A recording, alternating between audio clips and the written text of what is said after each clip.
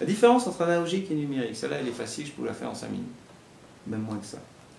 Analogique et numérique. La différence, c'est savoir si on traite des signaux et... Alors, comment on va dire ça? Analogique, j'ai pas d'ordinateur, grosso modo. Alors, dans un circuit électronique, il y a une différence, par exemple, si j'ai une valeur 12, ça peut être 12 volts, ou ça peut être 1, 0, 0, 1. Non, c'est pas 12, ça. Enfin bon, une série de 0 et de 1. Sachant qu'un 1, on va dire c'est 5 volts, et qu'un 0, c'est 0 volts. Pas tout à fait comme ça, mais presque. Donc dans un cas, si je veux le multiplier par 2, je fais une opération avec des 0 et des 1. Ça, je peux avoir un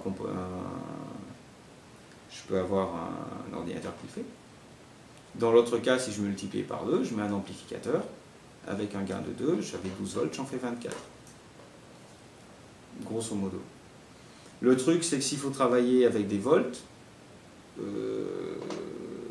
faire des maths compliquées en tournant des résistances et des condensateurs, parce que c'est ça en fait. Hein, ça voudrait dire que je sais faire un réseau de composants électroniques, qui va faire une certaine fonction mathématique. Alors c'est même le but des réseaux de composants électroniques d'exécuter une fonction mathématique, quel que soit quel que soit le système électronique.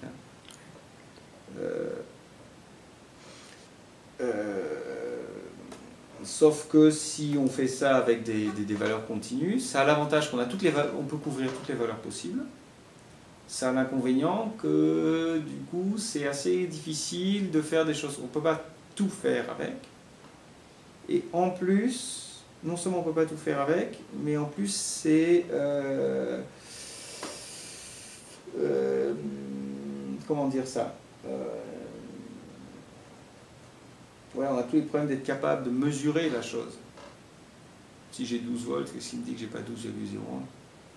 Alors si je dis, si c'est au-dessus de 3, c'est 1, si c'est en dessous de 3, c'est 0, ça c'est facile. Grâce au transistor, justement. Grâce au transistor. Pour la petite histoire, là dans la liste de robots que vous m'avez envoyé, il y a celui du milieu, là, où j'avais dit celui-là ça me paraît intéressant. Celui du labyrinthe.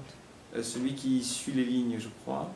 Non, le labyrinthe, je pense. Le labyrinthe est super intéressant parce qu'il y a vraiment de tout dedans. Alors, je sais pas, on en parle dans un rapide tout à l'heure. Mais il y en a un au milieu où il y a juste 3 composants électroniques et qui suit les lignes. Alors, justement, ça c'est pas mal pour en revenir à cette question-là, parce que dans les composants, il y a un inverseur et un relais. Et l'inverseur, en fait, c'est quelque chose qui fonctionne sur du binaire, sur du numérique. Donc, j'ai un 0, j'en fais un 1. En fait, c'est ça que ça fait. Et le relais, lui, c'est une sorte de gros interrupteur. Donc, sauf que l'interrupteur, il est commandé par du courant. Donc, je mets un 0, un 1 d'un côté et je décide d'ouvrir ou de fermer l'interrupteur de l'autre côté. L'intérêt, c'est que de l'autre côté, si j'ai besoin, je peux avoir 220 volts. Donc, je peux avoir un tout petit bouton qui va m'allumer un gros machin. Grosso modo. Voilà, donc c'est typiquement une transition entre un monde où on travaille avec des petits machins mais on peut faire beaucoup de calculs, et un monde où à un moment donné il faut mettre la patate parce qu'il faut que ça bouge quand même.